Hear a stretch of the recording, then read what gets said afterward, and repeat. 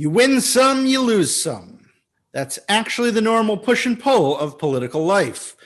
The Biden administration has their hands full with foreign and domestic issues, but has continued a relatively civil discourse with Republicans and Democrats. As the new government settles into a style that's more like chess and less like a bull in a china shop, I have to stop and ask, am I crazy, or is this working for everyone?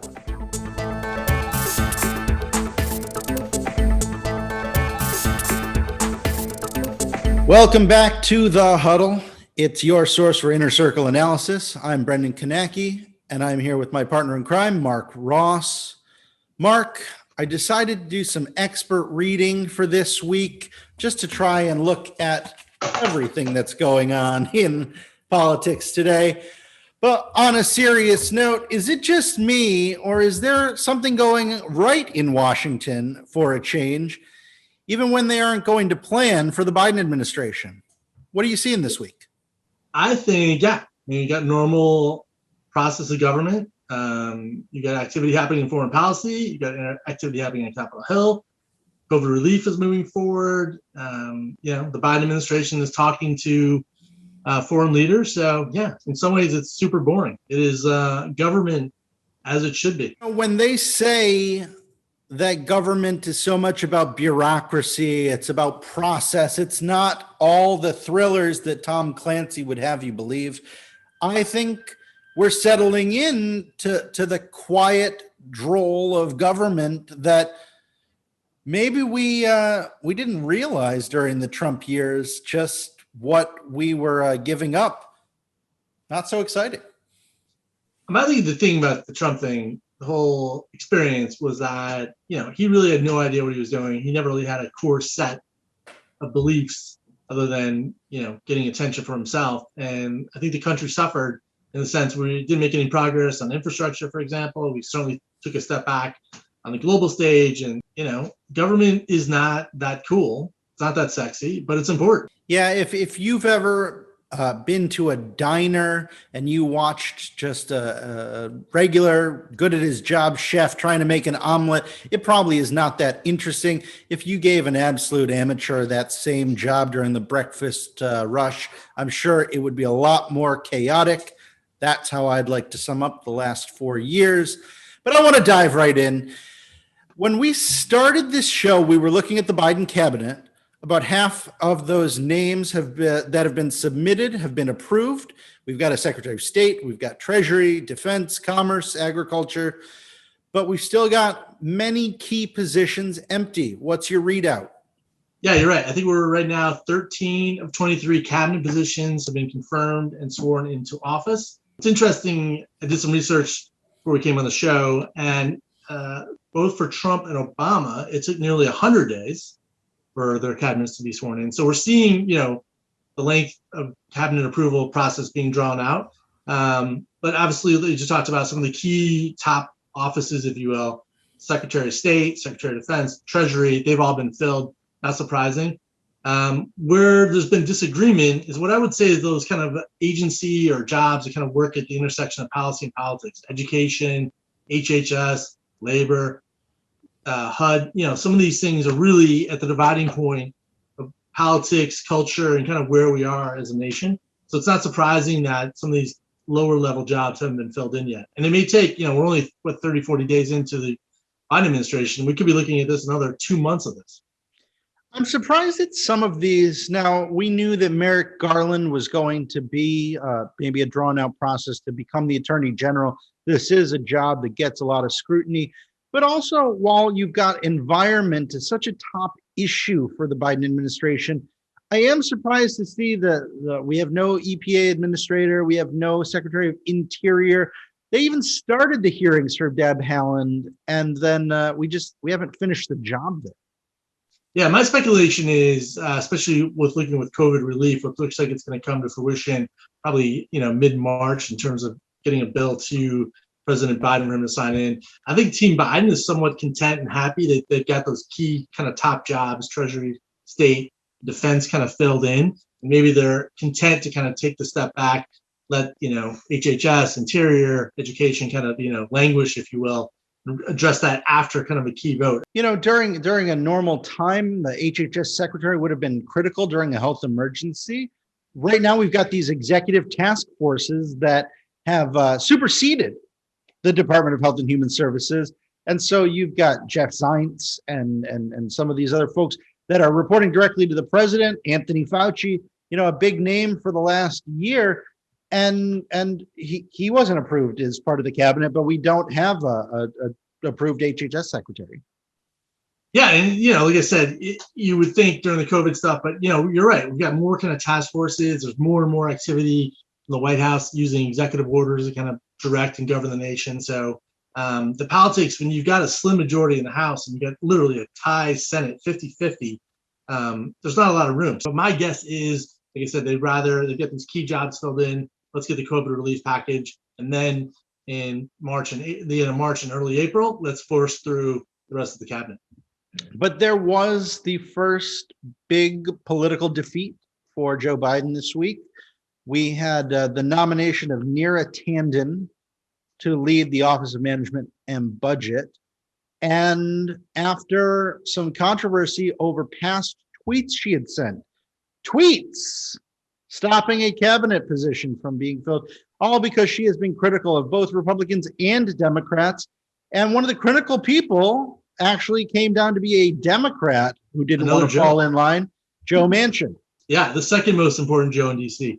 Yeah, I think as you started this edition of the Huddle, I think you're right. I mean, Joe Biden has been in this town for a long time. In fact, he was scraping with members of Ronald Reagan's cabinet. I mean, Joe Biden has been in this town for a long time. He's won some, he's lost some. So the idea that, he lost an OMB director, I don't think it's too much, water off his back. Maybe there's a double standard. I mean, obviously the tweets that Trump sent, would get him disqualified from virtually any job. But, no big deal. Do I think Tanden is the only person that can run OMB? No, I don't think so. And also I think it's a reflection the fact that, she's had past roles in administrations. She's worked at a think tank. She's been more of an advocate, if you will, for kind of progressive left policies. She's not an elected official, kind of like a Mayor Pete or Jennifer Granholm, who was governor of Michigan. She doesn't have maybe a national kind of electoral standing. So the fact that she was sacrificed or not passed through. But when we look at the power, the influence, the importance of this 50-50 split, that you've got these moderate, somewhat centrists, or the ones willing to cross party lines, Joe Manchin, Susan Collins, Lisa Murkowski. These are some of the people who are going to be able to drive people to the negotiation table rather than just steamroll through. Bernie Sanders even said that he was not a big fan of this nomination of Tanden, and he may have actually voted for her if it would have come up to the vote. But this idea of taking back the nomination because Joe Manchin was so upfront about the fact he wasn't going to fall in line with Democrats. I'm sure they can actually probably find her a role that doesn't require Senate confirmation. And I think that's actually the plan that the president has said he'd like to see her maybe find another job. But while it seems that we are playing nicely in the sandbox and it's yielding some results, and at least there's this active, productive debate in the legislature, I want to bring up another aspect. The president announced this week that there's a historic partnership that's being put in place between Merck Pharmaceuticals, and that they're going to work with their competitor, Johnson & Johnson, whose new vaccine was just approved, to try and help get us over this next hump of the pandemic. Mark, you have a lot of expertise in international business. When you've got two giants like this, $2 billion companies, how big a deal is it that these two people are going to now cross boardrooms here and do something for the good of the country? No, it's definitely unprecedented. I mean, in fact, the Team Biden is using the War Powers Act to get this through. This goes back to, I think, the 50s after World War II when this came in, essentially put the country on war footing to eradicate this horrible disease. So, yeah, it's a big deal. Anytime you've got competitors joining together to, expedite this vaccine, it's great. And I think the timetable that the Biden administration announced this week is saying by the end of May, every adult American who wants the vaccine can get it. It's probably worth it, and it's a positive step forward. I'm sure Johnson & Johnson will be enemies again in the future and competitors, but for the time being, working together is for the benefit of not only America, but hopefully other parts of the world. I had even remembered asking you several weeks ago if you thought that there was this opportunity for the federal government to almost seize the vaccine and say, well, hand it out to every pharmaceutical maker they can get their hands on. And you said, it's not eminent domain. This is not something that we can just, take and use and use and use. But, the administration definitely is claiming its place in the negotiation of this deal. So I think, if there's encouragement, hard to say if there's going to maybe be some tax incentives or other, pats on the back that come later on. But I think this is a positive. We are seeing the vaccine get out there, that they say with the addition of the single dose Johnson & Johnson vaccine, that this might be the greatest way to get a lot of vaccines out into the marketplace. We saw this week Dolly Parton, who gave $1 million plus to help with the formulation of the vaccine through research, actually get her first shot, which was exciting for a lot of people. But we're seeing an overconfidence spurred by this next stage of success. Texas and Mississippi announced that they are removing the mask mandates in their states. I just got to say, this is, as you like to say, a bonehead move. I mean, this is the problem, right? I mean, you hammer down this disease and then you feel everything's okay. You go back and you're dancing on the streets. Then 4 weeks later, the virus is back. Even the governor of Colorado is saying he expects by this summer, everything will be back to normal, whatever the hell that means. But I don't know. I mean, it's hard to exactly know what the situation is in Texas, Mississippi, Colorado. When you look at what's happening in Europe, they're closing down borders. There's debates maybe in France of going back to a heavier shutdown. The UK has extended their kind of like back to normal kind of mentality to June 21st, the first day of summer. The Texas thing is interesting too, because Abbott, obviously the horrible situation with the energy debacle, I don't want to say this is an opportunity to rip off the mask and kind of change the story, but you got to be a little cynical and be, a little surprised that he wants to move beyond the energy debacle, especially with him up for re-election in 2022. On this show, you introduced the Taylor Swift Index, saying that when Taylor Swift is ready to go back on tour, you think that would be a signal for us getting back to normal. I have to say, as I look at Greg Abbott, the governor of Texas, or Taylor Swift, I have to side with Taylor Swift as being the better indicator of if we're ready. Comic-Con was canceled again this week. CMA Fest canceled this week. There are a lot of people using the same mentality you did to say, we're not going to put our money where our mouths are. We are not ready to go yet. So I just think we are getting ready to face a backslide if we follow the mentality of Texas and Mississippi. It's hard to believe that Taylor Swift is actually, have a better handle on COVID than the governor of Texas, but that's where we are. You're right. I mean, you look at some of these key events, what's happening around the cultural events, Glastonbury in the UK has been canceled. It looks like there's going to be no international spectators. The Tokyo Summer Games happen at all. I don't know. It's a really interesting situation. I mean, obviously, we're entering almost 1 year of some kind of COVID-related shutdown situation here in the Northeast. We all want to get on with our lives and be kind of back to normal, whatever that means. But, why rush it? Why not say, let's take the mask off, let's get everybody vaccinated, at least, 40, 50% of the population, and then take the mask off. Say we're 100% open seems a little aggressive. Obviously, that's also the mindset that if we would have gone for a more stringent lockdown in March, April last year, 30 days at home could have actually meant thousands of less deaths and a much shorter overall pandemic. We'll never really know. And so, that's the question is, for everything that seems to unite us, there's also many things that divide us. I want to switch gears a little bit and talk about that kind of divide. I know you want to get to an interview you did. Our guest is a great reporter and anchor. Why don't you tell me about Jessica Stone? Yeah, I'm excited to have Jessica Stone come into the Huddle. Jessica, I've known since 2010. Did a lot of work together around the U.S.-China commercial relationship. She's posed a lot of tough questions to me. One of the things I'm excited to ask Jessica about is how does news get made? You know, she's been an in-the-field reporter. She's been an anchor behind the desk. I'm really kind of interested, especially someone who's worked inside the White House press corps, to say, hey, how do we make news? What is newsworthy these days? So I'm here with Jessica Stone. She's coming into the Huddle, which is fun because I've been on the other side. Jessica's interviewed me. Let's talk a little bit about your background. You've been a correspondent. You're still a correspondent. You're a correspondent. You're an anchor. You're an author. You're a policy nerd. You're a wife. You're a mother. You're a friend. You are a jack of all trades. You've been in this town for a number of years. 13 or 14. Yeah. Yeah, You met me young. You've helped me come up in the world, actually, Mark. I met you early on. I think it was like 10 years ago. Yeah. Yeah. 2010 maybe. What do I get for my 10-year anniversary? Paper? Lace? What? I don't know.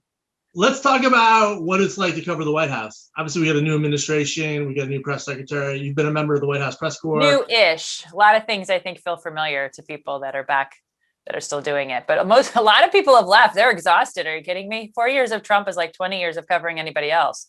What is it like covering? Yeah, like, can you just talk about for our viewers, like, what is it like to be in the White House press corps day in, day out? Well, under Obama, it was very different than under Trump. The Obama administration had its favorites and doled out its scoops to the usual suspects. And then there were the rest of us. And then we had sort of the wild, wild west in the Trump years. And I'm sure everybody watching could feel the wild, wild west. But in some ways, it was like, it was just like candy. I mean, there was a lot of news. There was a lot of intrigue. There were a lot of people leaking. And there was actually a lot more access even to the president. So as someone who was actually in the foreign press corps within the White House press corps, that was really exciting. I don't think that our viewers appreciated the policies emanating from the White House, but the accessibility of that model was pretty intoxicating. And I think if you asked people whether they thought that was a positive, I think they would say yes. I think the downside of it, of course, was that there was so much coming out that was contradictory because there was no effort to centralize policy and background reporters in order to control the message effectively. Yeah. And some of that doesn't wind up giving, the public, a lot of that doesn't wind up giving the public a message of stability, which I think is very clearly not what we had over the last 4 years. It does seem to, like, I'm a huge consumer of news, obviously a big fan of what you guys do day in and day out, but I always get the sense that maybe the White House gets too much coverage. I mean, maybe it's easier covering one person as opposed to the chaos and craziness of 535 people on Capitol Hill. I mean, what's your thought about that? Is the White House press corps too important? I think, first of all, I think that's true. Second of all, I think it was truer under Trump because he was such a story in and of himself. And I think, lastly, I would say, it's not a positive. The legislation that comes out of Congress is more representative of the people. It has to have more buy-in from the people. And that's really the place where you as the public can be heard much more than you can ever be heard through the executive branch. And I know that we are seeing an evolution from much more executive action emanating from the White House. So we don't have buy-in from Congress. And I think that's very problematic because it's not stable. It's not stable for the markets. It's not stable for the people whose lives it affects. I mean, just think if you are a gay American, you're a federal worker who's gay, who has a family, your benefits were given to you and then jerked away, and then given to you and then jerked away during the last 4 to 6 years. So nobody wants to feel like that.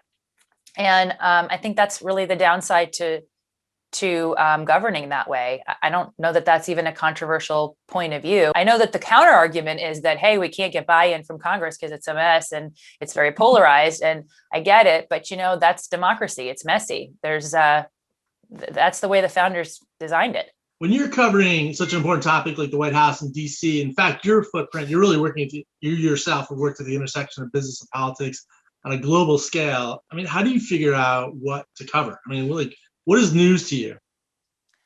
Well, what's news to me, it's not always news to my colleagues. I like the policy stuff. I'm not interested in who's dating who and who's, who's wearing what and whether the couple in the White House are sleeping in the same bedroom or not. I'm interested in big global technology policy. I'm really interested in what, as you and I have talked about many times, I'm interested in the CFIUS reviews. I'm interested in the race for technological CFIUS, supremacy nothing more between exciting Chinese than and Americans. CFIUS. What? Nothing more exciting than CFIUS. I nerd out on CFIUS. By the way, CFIUS is the Committee on Foreign Investment in the United States for the uninitiated, which I don't blame you if you aren't, because it's a very narrow subset of us policy nerds that probably are into that. Listen, now that I'm a mom, I'm really thinking about what are the challenges economically my kids are going to face. I think the way that we educated kids over the last year is very problematic. I noticed a lot of changes in the kids that I saw being educated online.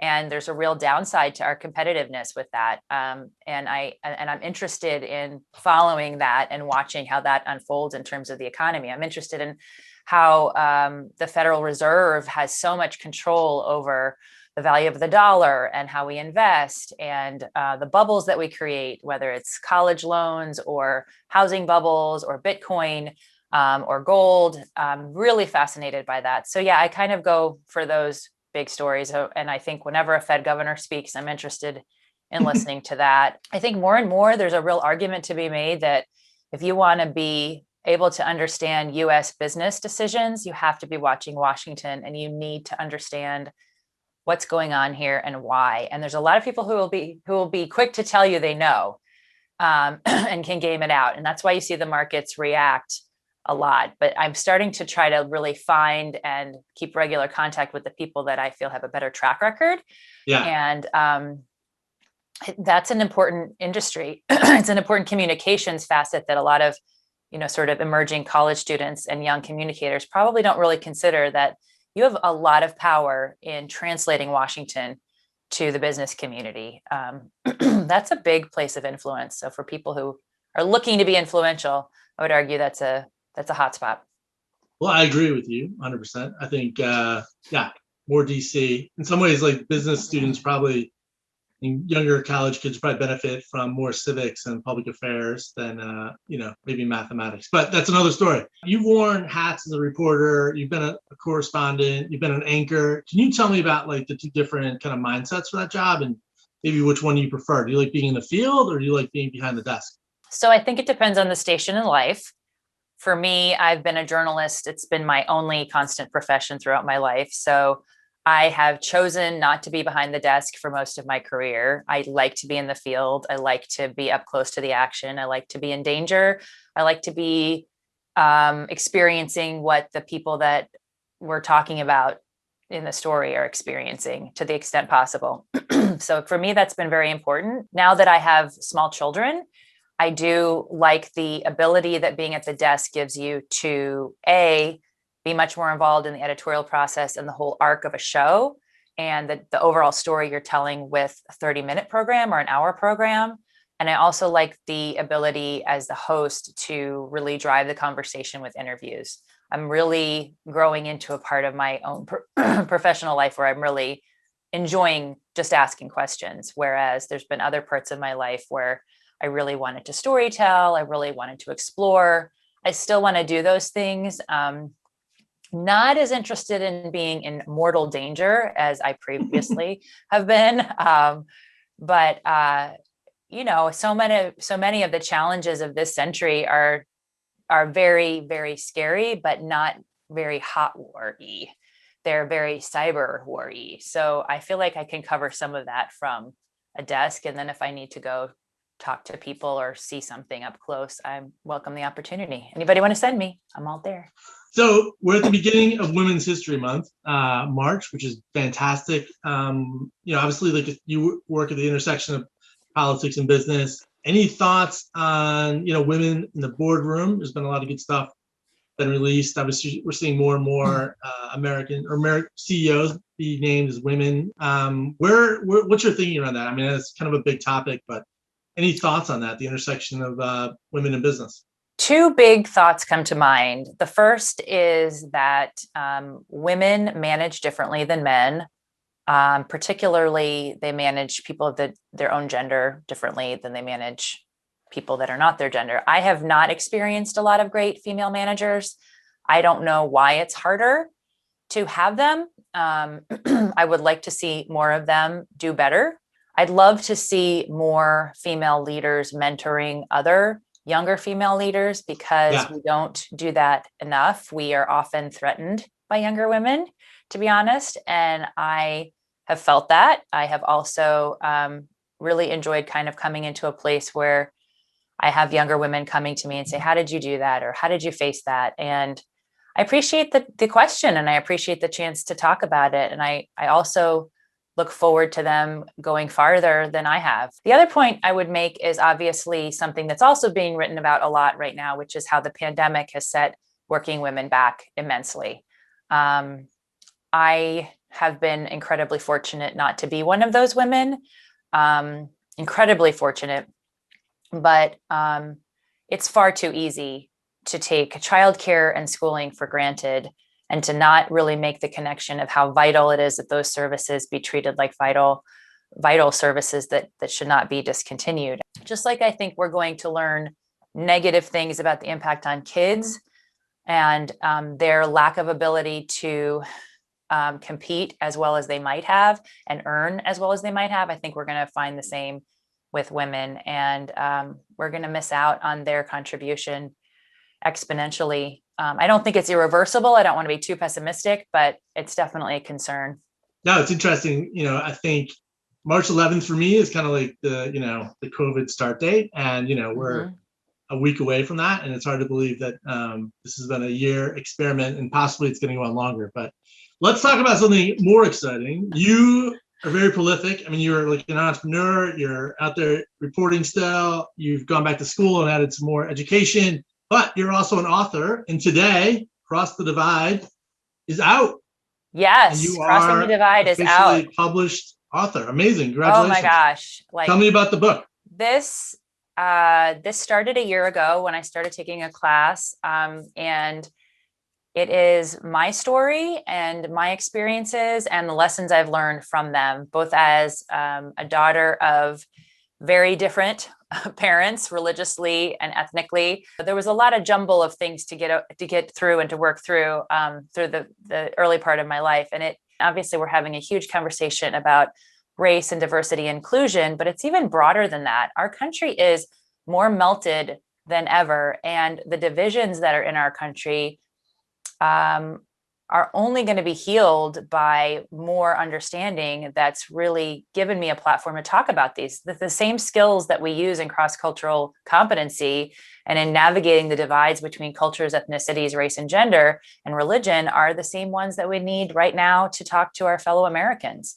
Yeah. And I really was never more struck than after January 6th, after that horrible day, and started getting phone calls from friends in the media who were like, hey, can you come on and talk about your book? And can you come on and talk about this? And I was like, really? Like, oh yeah, I guess there's like, I mean, not like ungrateful, but just, wow. Yeah. There's a lot more parallels here than not. And so I'm excited to have people learn from these insights. I'm hoping for business programs to be picking up this book and putting it on their reading list. I think this is a great book for people that are going to work abroad, or people like yourself who've worked with a different culture or are going to, or just people going into the workforce and say, hey, listen, what is a mindset I need to have going into this adventure of being in the American workforce, where I could be working across continents technologically, or I could be crossing divides within my own office space. If we ever get back to an office space, but I think we will. And you basically identified 20 skills. How did you put the book together? Is it 20 different stories essentially that kind of capture those skills? Yeah, it's 20 different stories. Going back to childhood, I mean, I really think that the baseline that you have to compare your culture to other cultures means that, and this is a exciting preview, lesson number one is you can't understand other cultures until you understand your own. So you have to have a baseline for comparison, and that's going to be the way that you sort of calibrate and adjust. And I love I that. think that also gives you license to explore your own background and differences within it. Culture does not leave a person. There are going to be things about the way you view the world and other people and interact that just won't go away unless you consciously identify them and try to change them. So yeah, and you and I met through the course of having a great interest in China, although I wouldn't say that I came into my job at CGTN having had a great history of studying China or a great understanding. And I learned an awful lot there, often making huge mistakes and learning later that I had done the wrong thing. And so I also share, like, look, you're really going to have to be humble and be upfront that you don't know it all about these other cultures. Be a student, approach people as a student, and ask for forgiveness before, during, and after. Be gracious to them and ask for grace in return. So jessica-stone.com has all the order information. One of the things I do on my website is I would love to have people share their cross-cultural experiences with me. I think we can sort of build a dialogue about continuing the conversation that comes out of the idea that we're sharing our experiences and learning from each other. I would love to hear from your listeners and viewers what they've learned, maybe the hard way. Oftentimes, I think our stories are born out of learning something the hard way. I'm really going to be watching, and yeah, it's also really exciting to see the media landscape continue to fragment in ways that I think are actually really positive for thought leadership and for thinking folks and people that want really to dive into more informational conversation. I think this whole alternative media setting is giving voice to people that don't just want the 30-minute, here's the news, I'm going to tell you how it is kind of approach. And I think that's really what these newer generations want and need.